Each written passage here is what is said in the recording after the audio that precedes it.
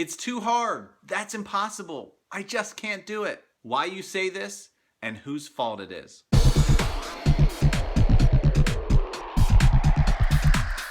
I was talking to a good friend the other day, and he had referenced how he was only capable of running so fast in his next race. So I proceeded to ask him, did you put in the work?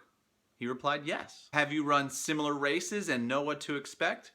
He replied, yes. So I asked him, what makes you think that you can't do better? So he says, well, I'm just not that fast, and I don't think my body can run any faster. So I thought this was interesting. So I told him about how when most people think that they hit their maximum level of potential in anything, they are usually only about 60% of the way there. There is always at least another 40% or more that people can give in effort, strength, and energy. I used an example. Years ago, there was an experiment done by a scientist where he would place several fleas in a jar. He purposely left the lid off and he found that the fleas would quickly jump out. He then placed the lid on the jar and found that the fleas, when they would jump, they would hit the top of the lid and they would fall back into the jar. After some time, the fleas, they would jump, but slightly below the lid of the jar. Eventually, the scientists removed the lid because it was no longer needed to keep the fleas inside the jar. So the fleas had learned and had been conditioned to limit themselves from jumping beyond the height of the jar. So even with the lid off,